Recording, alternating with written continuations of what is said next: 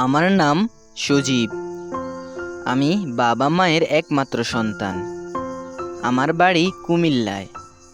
আমি গত 2 বছর যাবৎ একটি সরকারি প্রাইমারি স্কুলে চাকরি করি।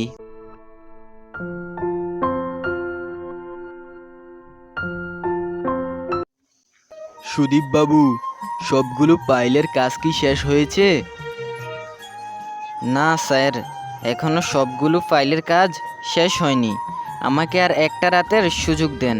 আমি এই এক রাতের মধ্যে সব ফাইলের কাজ শেষ করে ফেলবো ইনশাআল্লাহ।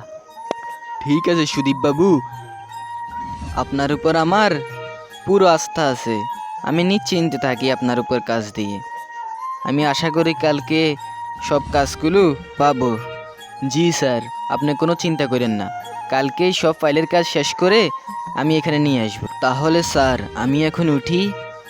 ঠিক আছে সজীববাবু, আপনি এখন আসতে পারেন। গ্রামটি ছোট হলেও গ্রামটির সৌন্দর্যতা সবসময়ই আমাকে মুগ্ধ করে।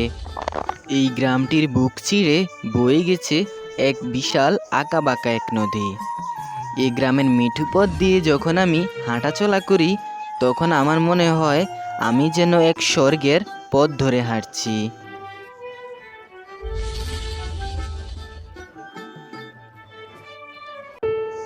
হীরালাল, এইদিকে এসো। জি স্যার, বলুন। আমি এখানে একটি গুরুত্বপূর্ণ কাজে বসছি। কেউ যেন আমাকে বিরক্ত না করে। কালকের মধ্যেই এই ফাইলগুলো অফিসে জমা দেওয়া লাগবে। জি স্যার, আপনাকে কেউ ডিস্টার্ব করবে না। আমি একটু বাড়ি থেকে ঘুরে আসি, আপনি কাজ করেন। আমার বউয়ের শরীরটা তো অনেক খারাপ, আর আকাশের অবস্থাও তেমন ভালো না। আমার বউকে আবার সময় মতো ওষুধ দেওয়া লাগবে। ঠিক আছে, তুমি তাহলে বাড়ি থেকে ঘুরে আসো। 6টা প্রায় বেজে এলো, তুমি 7টার মধ্যেই চলে এসো। ঠিক আছে স্যার, আমি তাড়াতাড়ি চলে আসব। এ বলে হীরালাল বাড়িতে চলে গেল। স্কুলের চাকরিতে যেমন আনন্দ আছে, তেমন সম্মানও আছে। আবার মাঝে মধ্যে এই ফাইলগুলোর কাজ অনেক বিরক্তির কারণ হয়ে ওঠে। আসলে এই স্কুলে তেমন একটা শিক্ষক নেই তো, তাই আমাকেই ফাইলগুলোর কাজ বেশিরভাগই করতে হয়। আমি বেশ কিছুক্ষণ যাবৎ কাজ করে একটু বাহিরের দিকে তাকালাম। তখনই দেখলাম বাহিরে অনেক বৃষ্টি পড়ছে। আর ঘড়ির দিকে তাকিয়ে তখনই দেখতে পেলাম রাত 8টা 10 মিনিট বাজে। সে কি, রাত 8টার উপরে বেজে গেল, এখনো হীরালাল বাড়ি থেকে এলো না। এই বৃষ্টিতে মনে হয় সে আটকে গেছে, আর এই বৃষ্টিটাও আসার আর সময় পেল না। যাক, যাই হোক। এইসব ভেবে সজীব বাবু আবার কাজ করা শুরু করলো। কিছুক্ষণ পর শুনতে পাই বাহির থেকে একটি মেয়ের কান্নার শব্দ ভেসে আসছে।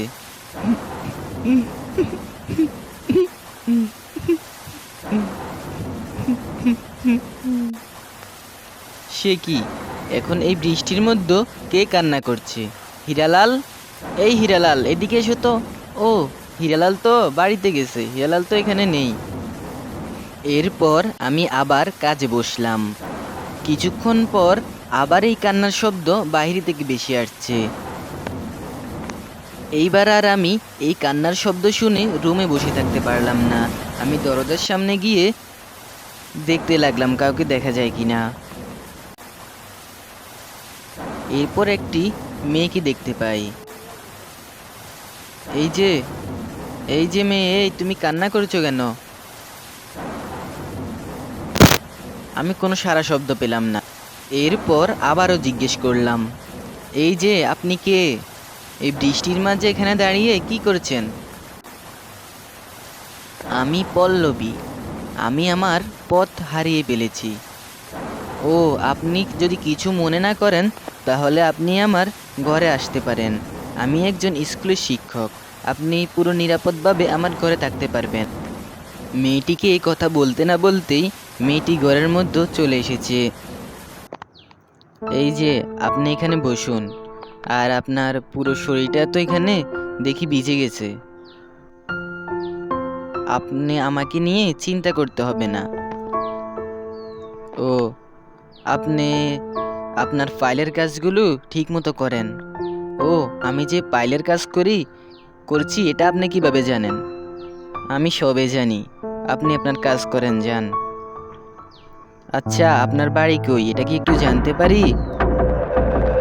আমি পাশের জঙ্গলেই থাকি। মেয়েটির কথাগুলো যেন আমার কাছে কিরকম লাগছিল।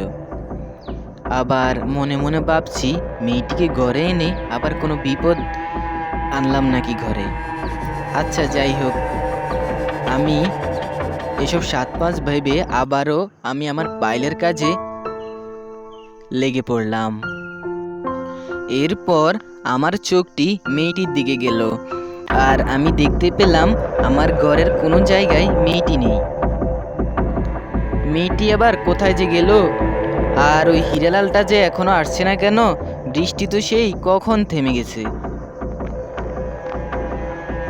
ওর আবার পথে কোনো বিপদ আপদ হলো নাকি, কে জানে।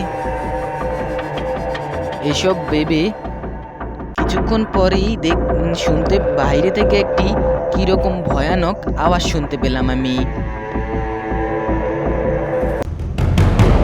এরপর আমি বাহিরে তাকালাম। বাহিরে তাকিয়ে আমি যা দেখতে পেলাম সেটি দেখার জন্য আমি একদমই প্রস্তুত ছিলাম না।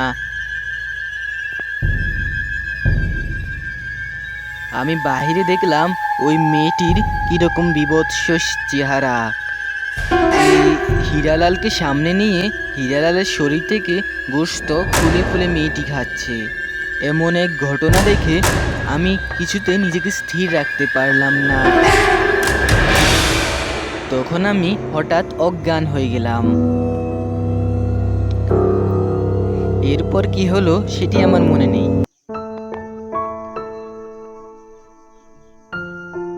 সজীব বাবু, এই সজীব বাবু, সজীব বাবু, উঠুন। কি আমি কোথায়?